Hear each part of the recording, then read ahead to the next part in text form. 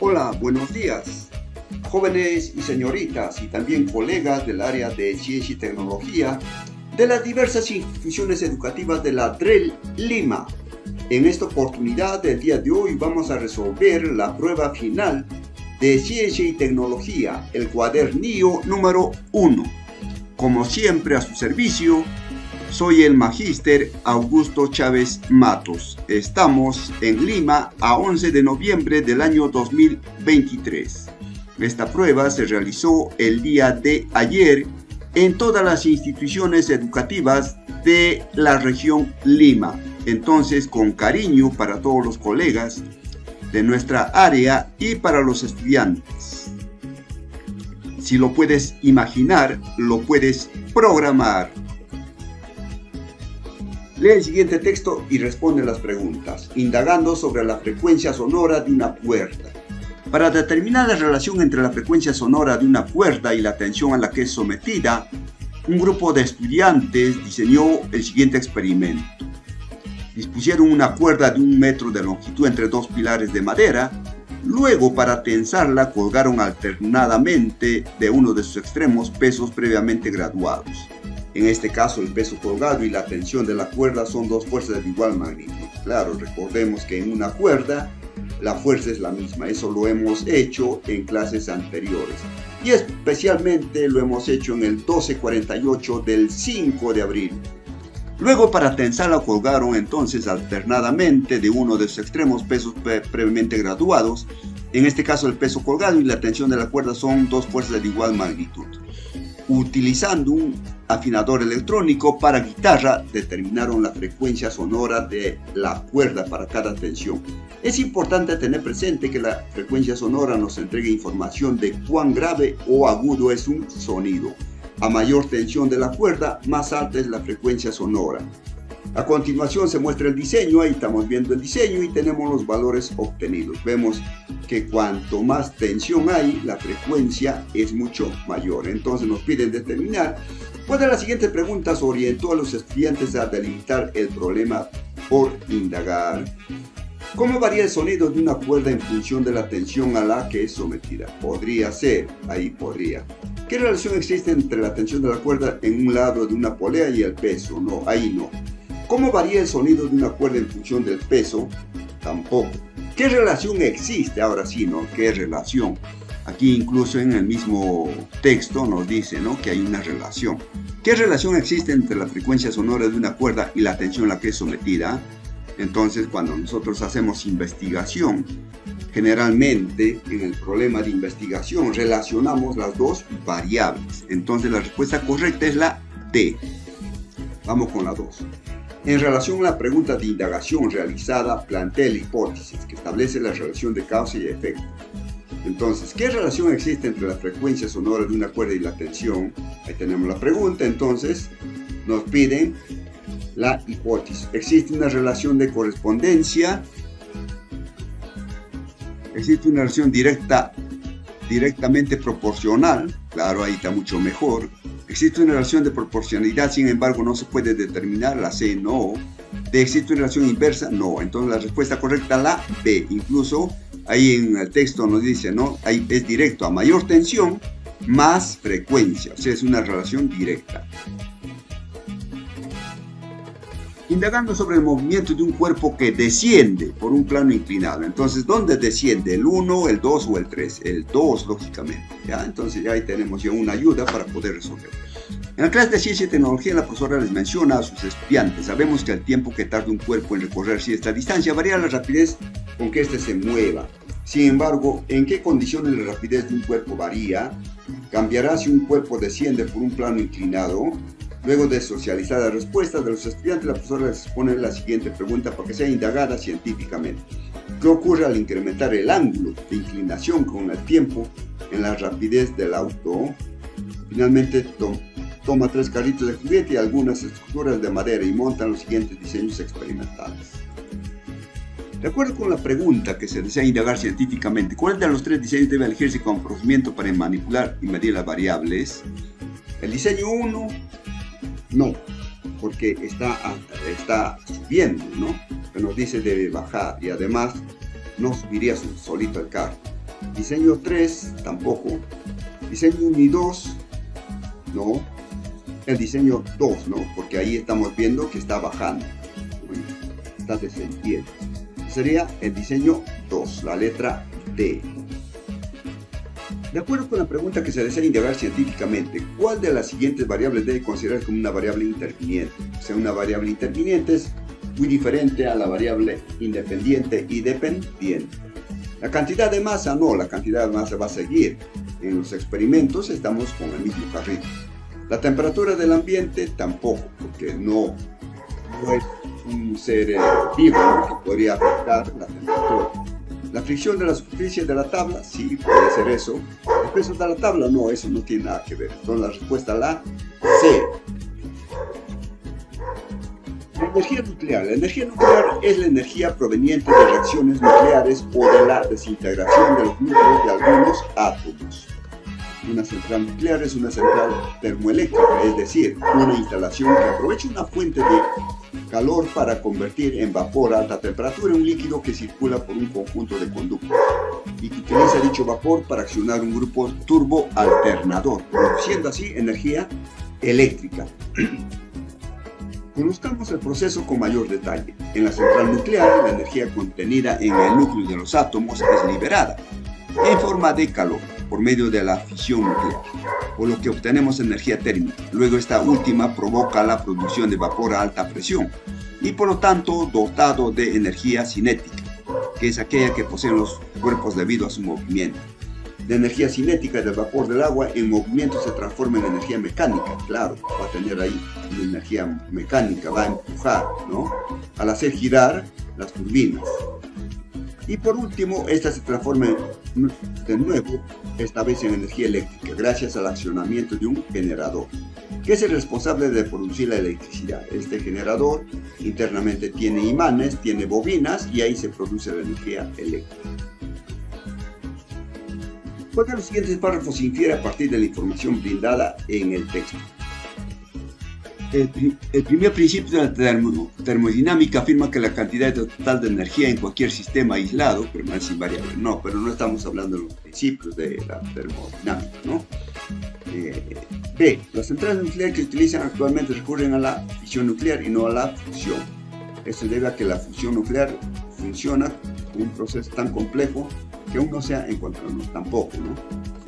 C. La energía no se crea ni se destruye, sino que se transforma de una forma de energía a otra. Claro, eso se ejemplifica en las centrales nucleares, donde la energía nuclear se transforma secuencialmente en térmica, la térmica en cinética, la cinética en mecánica y la mecánica en energía eléctrica. Entonces, la respuesta correcta sería la C. 6. En determinadas condiciones, la masa puede transformarse en energía, la masa puede transformarse en energía y viceversa, de acuerdo a la siguiente equivalencia. Energía es igual a masa por C al cuadrado. Entonces, ahí tenemos. Y nos preguntan, si sumamos la masa de los núcleos de bario 144, ahí tenemos, y criptón 89, es levemente inferior al del núcleo del uranio. Es decir, desaparecen alrededor de 0,1 de la masa original. ¿A dónde ha ido esa masa? Entonces ahí nos dice, pues, ¿no?, que la masa puede transformarse en energía. Entonces la respuesta sería la C. 6. Distinguimos los tipos de ondas. Hay muchas ondas que nos rodean en la vida cotidiana. El sonido es un tipo de onda que hace vibrar nuestros tímpanos para que podamos oír. La luz es otro tipo de onda que permite que podamos ver y distinguir los colores. También existen ondas que nos permiten ver la forma en que se propagan. Por ejemplo, al tirar una piedra en un estanque podemos ver las ondulaciones que se forman de forma concéntrica al punto donde cayó la piedra. Por otro lado, debemos tener en cuenta que las ondas están presentes en el funcionamiento de diversos dispositivos tecnológicos que facilitan la satisfacción de nuestras necesidades. Tal es el caso del horno microondas, que permite la cocción de nuestros alimentos, o sea, el cocinarse, ¿no?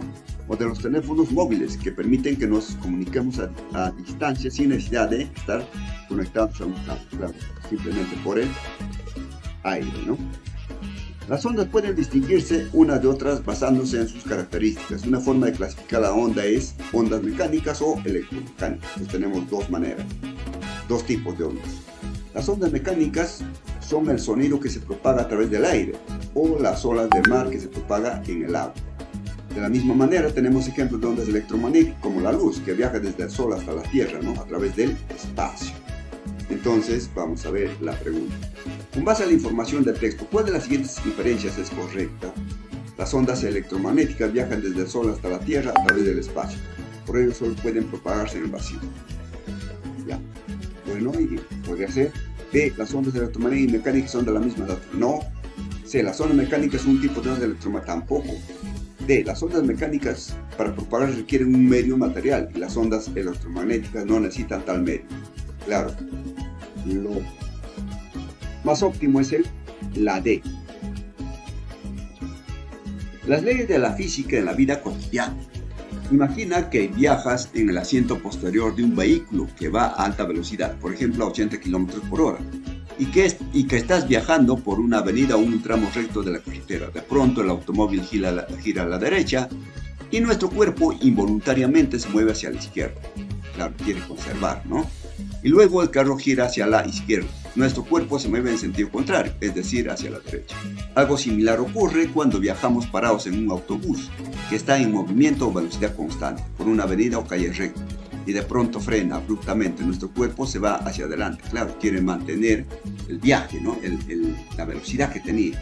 Esa es la explicación que hemos dicho en el 1248 en clases anteriores. ¿Te has preguntado por qué cuando viajamos en un automóvil o en un bus que se mueve por un tramo recto y frena abruptamente, nuestro cuerpo sigue moviéndose en línea recta? ¿Por qué cuando viajamos por una carretera en auto y esta gira hacia la derecha en una curva, nuestro cuerpo se mueve involuntariamente hacia la izquierda? De hecho, todo esto se puede explicar a partir de la ley de la física. Pero lo más importante es que puedan prevenir daños al cuerpo humano o la muerte de pasajeros. Las leyes de la física permiten predecir situaciones que se dan en nuestra vida cotidiana y esto ayuda muchas veces a preservar la salud. ¿Cuál de las siguientes leyes explica la situación expuesta en el texto? Entonces, la A. ¿Dos cuerpos se atraen? No. Si un cuerpo A ejerce una fuerza, tampoco. Si sobre un cuerpo actúa una fuerza neta, esta adquirirá una aceleración, tampoco. D. Un cuerpo permanece en estado de reposo de movimiento rectilíneo uniforme si no actúa ninguna fuerza sobre él o si la resultante de ellas es nula. Eso lo hemos explicado, lo hemos estudiado en el 1248, 5 de abril. Respuesta ganadora, la D. 9. De acuerdo con la situación expuesta, un cuerpo puede estar en movimiento en ausencia de fuerzas externas. Selecciona la respuesta correcta. Sí. En ausencia de fuerzas, un cuerpo puede mantenerse en reposo o desplazarse rectilíneamente de forma acelerada. No hay aceleración, ¿no? B, no, eso no es correcto. Sí, en ausencia de fuerzas, un cuerpo puede mantenerse en reposo o conservar su velocidad con movimiento rectilíneo uniforme. D, no. En ausencia de fuerzas o cuando la fuerza resultante es cero, el cuerpo se mantendrá en equilibrio. Claro, cuando no hay fuerza, está estático, o cuando la resultante de las fuerzas es cero, ¿no? Se mantiene en equilibrio. Ahí tenemos alguna información adicional. Entonces la respuesta es la D. Sobre un velero actúa la fuerza del motor de 900 newtons y perpendicularmente a la del viento de 750 newtons. Si se mueve con MRU, ¿qué fuerza de deslizamiento actúa sobre el velero? Entonces ahí tenemos la fuerza del motor y tenemos sobre el velero está actuando otra fuerza que ayuda a que el velero vaya incrementando su velocidad. Entonces tendríamos esa sumatoria. Sería 1650 newtons. Ovejas fluorescentes que brillan como medusas.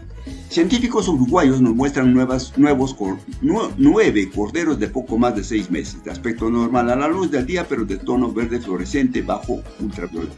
Esto lo han conseguido gracias a una propiedad proporcionada por el gen de una medusa y a la transgénesis. La transgénesis consiste en importar un gen de interés de una determinada especie a otra para que ésta la incorpore a su ADN. con la intención de que genere características nuevas consideradas útiles. Para este experimento, los investigadores utilizaron un gen que originariamente se encuentra en una medusa, la Aequorea victoria. Este gen es el responsable de producir la proteína verde fosforescente. Cuando este gen se introduce en un embrión de cordero, después el cordero expresa esta proteína, lo cual se evidencia como la fluorescencia que presenta. 11. En relación con el texto anterior y frente al hecho de que haya ovejas con fluorescencia, selecciona la alternativa que contiene sustento científico. Entonces vamos a leer. La transgénesis es una manipulación genética que puede aplicarse solo en animales y seres, no en seres humanos, no. El material genético de una especie puede ser aislado y transferido a otra especie para la expresión de determinados caracteres. Claro. La B. La transgénesis utiliza distintos métodos para transferir los genes, como la utilización de pistolas de genes o el uso de bacterias o virus. No, eso no dice el texto. El material genético de un individuo puede aislarse y transferirse a otro individuo siempre que sea de la misma especie. No, aquí estamos hablando de diferentes especies. Entonces, correcto es la B. Correcto. Materias, temas que hemos enseñado, hemos explicado en el 1248, 5 de abril. 12. Cuando las ovejas descritas en el texto se perciben con un tono verde fluorescente, podemos afirmar que se están expresando los caracteres del gen transferido. Claro, esa es la correcta, ¿no? Microscopio láser casero. Este microscopio nos permite amplificar cientos de veces la imagen de un objeto. Para implementarlo se necesita puntero láser, soporte de madera, sujetadores, jeringa, pegamento y agua estancada. Se ensambla el soporte de madera y se coloca en él los sujetadores. Se fija el puntero láser al soporte de madera apuntando debajo del agujero. Se ingresa el agua en la jeringa, luego esta se introduce por el agujero del soporte de madera. Se coloca el soporte de madera a 2 metros de la pared, prendiendo el láser y apuntando hacia él. Luego se presiona la jeringa hasta exponer una gota de agua y se generan las condiciones de oscuridad del entorno. Finalmente se desplaza la jeringa hasta que la gota sea atravesada por el láser y se fija la jeringa con el pegamento. Al probar el microscopio láser y observar en la pared se visualiza la imagen de microorganismos que en condiciones normales no son perceptibles por nuestros ojos. ¿Cómo se explica esto? Entonces, la 17. El rayo láser ocasiona un error. No. La gota de agua se cuelga de la jeringa, actúa como un lente divergente. No. La lupa es un lente convergente. El rayo láser corrige el error. Tampoco. La gota de agua se cuelga de la jeringa, actúa como un lente convergente o lupa. Perfecto. La respuesta ganadora, la D. Ahí tenemos mayor información para que los estudiantes puedan reforzar sus conocimientos, sus competencias. ¿Qué beneficio nos ofrece el microscopio láser en comparación con una lupa común? Nos permite diferenciar los virus de las bacterias presentes en una muestra contaminada. Claro, nos permite observar microorganismos con las bacterias y evaluar el grado de contaminación de una muestra, ¿no? El más adecuado hasta el momento. ¿Nos permite gozar de las mismas posibilidades? No, pues no puede ser lo mismo un microscopio que una lupa. Nos permite observar entidades biológicas tan diminutas como los virus. No, los virus no podemos ver con la lupa. Entonces la respuesta ganadora, la A. Lee el siguiente texto, fuerzas en equilibrio. Esto incluso ya lo hemos resuelto también en nuestro examen intermedio. Tenemos aquí entonces el estudiante Freddy, quinto año de secundaria, después de concluir sus clases virtuales de ciencia y tecnología, se dirige a la bodega y en el trayecto pasa por un edificio en construcción, observando a un obrero que sujeta un cilindro con la ayuda de unas poleas. Ahí tenemos poleas tal como se muestra. La unidad de medida del peso es en newton. El barril pesa 100 newtons. Eso está dividiéndose en dos, 50-50. Hemos dicho que en la fuerza es la misma tensión. Entonces, ¿con cuánto está jalando? Ahí con 50 newtons. Respuesta ganadora, la D. Temas, problemas realizados en el 1248, 5 de abril. Explicando científicamente uso de las herramientas en la carpintería. Un estudiante de quinto de secundaria cuyo padre es carpintero observa que este golpea el mango del martillo contra una superficie hacia abajo, tal como Muestra la figura. Al preguntarle por qué lo hace, él responde: con este movimiento busco que el mango ingrese más en la cabeza del martillo. El estudiante busca explicar científicamente este hecho y recuerda que la ley de la inercia menciona que todo objeto continúa en estado de reposo o de movimiento en línea recta, a menos que sobre este actúe una fuerza neta distinta de cero. Entonces, ahí nos pregunta, teniendo en cuenta la situación planteada, el estudiante se pregunta si esta acción realizada con el martillo podría ser explicada considerando la ley de la inercia. ¿Cuál de las siguientes afirmaciones es la adecuada? El martillo, al ser golpeado contra la superficie, permite que el mango ingrese más en la cabeza, debido a que ésta tiende a seguir avanzando hacia abajo y el mango se ha detenido abruptamente. Claro, entonces esa es la respuesta correcta. B dice, el movimiento logra que el mango no ingrese. No, pues. El mango y la cabeza del martillo nunca se unirán. Tampoco. El martillo, al ser golpeado contra la superficie, permite que la cabeza ingrese más en el mango, porque ambos tienden a ir hacia arriba. No. Entonces la respuesta ganadora es la A.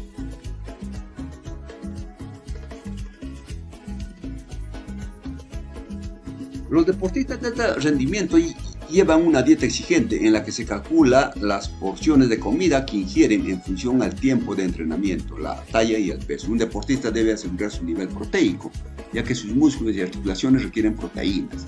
De lo contrario, tiene riesgo de lesionarse fácilmente. Además, un deportista debe consumir 2,6 gramos de grasa por kilo de peso corporal aproximadamente. En cambio, una persona con alimentación común consume 1 gramo por kilo, mientras que un adulto menos de 50 años debe comer hasta 2.000 calorías para que su cuerpo funcione sin problema. Un deportista requiere 650 calorías adicionales. ¿Qué podría ocurrir con un adolescente que no practica deporte, o sea, tiene vida sedentaria, si ingiere durante 2 meses la misma cantidad de calorías que un deportista de alto rendimiento? Ya, entonces, pues eso también hemos visto, ¿no? Entonces, ¿cuál sería lo correcto? A ver. Claro, podría subir de peso porque está consumiendo muchas calorías. Entonces la respuesta es la C. El estudiante Manuel observa que, debido a la pandemia, los integrantes de su familia pasan más tiempo en casa y diariamente necesitan proveerse de alimentos, desarrollar actividades lúdicas y formativas. Asimismo, Manuel observa que se desechan muchos residuos que podrían ser reciclados y piensa en la posibilidad de implementar un biohuerto. Tenemos ahí los pasos del biohuerto y tenemos la pregunta. Luego de leer el texto, selecciona la pregunta que mejor caracteriza el problema del estudiante Manuel y las causas que lo originan. Entonces vamos a leer. ¿De qué manera la producción de hortalizas en el biohuerto ayudará a mejorar la nutrición de su familia? Las causas que lo originan es desarrollar una actividad lúdica, ecológica y económica para su familia. Vamos a la siguiente. ¿Qué nutrientes contienen las verduras que se consumen? No nos habla de eso, ¿no? O no nos pregunta de eso. ¿Cómo implementar un biohuerto ecológico en casa? Las causas que lo originan son la necesidad alimenticia, lúdicas, económicas y en una cultura ecológica. Claro, esa va mejor. ¿Qué características debe tener el suelo de un biohuerto? Las causas que lo originan es complementar las necesidades alimenticias, ecológicas y económicas de su familia. Entonces la respuesta correcta, la C. La C. Temas realizados en bimestres anteriores en el 1248, 5 de abril. Considerando el problema planteado, el estudiante propone una alternativa tecnológica para establecer un sistema de riego en los recipientes basado en el principio de capilaridad, que consiste en la capacidad de los líquidos para subir dentro de un tubo fino y hueco o en un espacio amplio. Tener en cuenta los gráficos mostrados, señala la secuencia. Entonces vamos a señalar la secuencia. ¿Cuál es el primero? Entonces, el 3, ¿no? Hacer sus agujeros. De ahí, ¿quién vendría? Cortamos, luego vendría el 5, ¿no? Del 5, ¿quién vendría? El 1, ¿no? Luego,